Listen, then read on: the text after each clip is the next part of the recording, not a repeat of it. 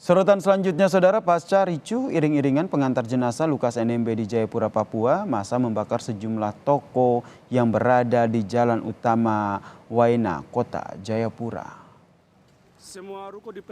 Sejumlah bangunan ruko yang berada di pinggir jalan utama dibakar massa. Angin kencang membuat api semakin membesar dan merembet ke bangunan lainnya. Aparat gabungan TNI Polri yang berada di lokasi pun langsung berupaya menghadang massa untuk memadamkan api. Namun karena angin yang kencang membuat api semakin membesar dan merembet ke bangunan lainnya. Aksi pembakaran dilakukan massa saat melanjutkan perjalanan ke rumah duka di Kota Tengah, Distrik Muara Tami, Kota Jayapura.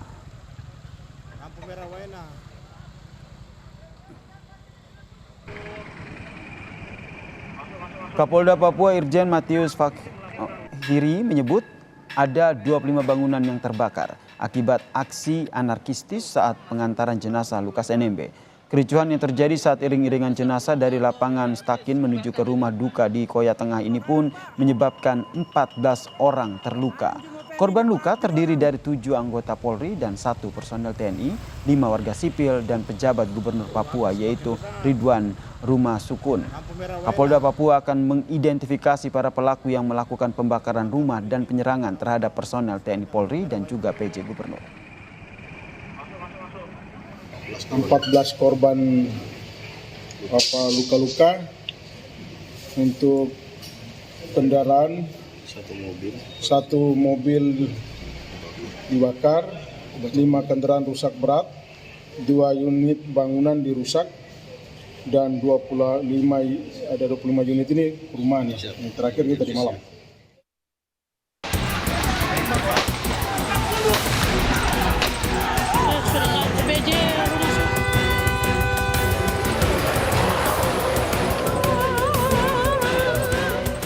Arak-arakan jenazah Lukas NMB berlangsung ricuh. Aparat keamanan pun sempat mengeluarkan tembakan peringatan untuk membubarkan massa yang mengantar jenazah lantaran sempat akan menyerang petugas yang berjaga.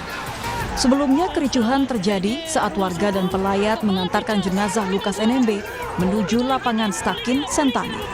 Di perjalanan, sekelompok massa melakukan pelemparan ke sejumlah bangunan. Massa juga merusak sepeda motor dan membakar 1 mobil di jalur pertokoan menuju Stakin, Sentani. Aksi pelemparan juga menyebabkan sejumlah aparat TNI Polri terluka.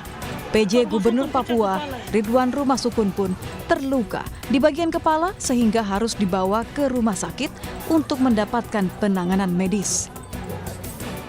Di antara beberapa korban dari pemerintah daerah yaitu Bapak PJ Gubernur Papua, Bapak Ridwan Rumah Sukun mendapatkan luka akibat lemparan batu, dan beberapa aparat keamanan ya, baik itu BRIMOB dari TNI dan juga mobil polisi yang juga tersasar aksi penyerangan atau anarkis tersebut dengan melakukan pembakaran salah satu mobil polisi.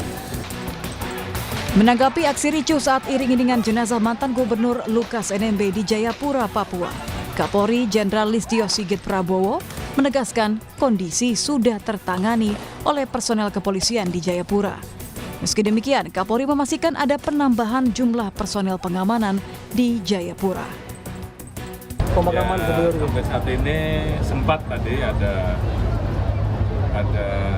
sedikit aksi ya dari beberapa kelompok masyarakat, namun hari ini setelah itu bisa diantisipasi dan harapan kita mudah-mudahan sampai dengan seluruh rangkaian pemakaman dari almarhum Lukas NMB ini semuanya bisa berjalan, dan kita sudah sampaikan kepada seluruh aparat di sana betul-betul mempersiapkan diri menghadapi dan menjaga agar situasi tersebut.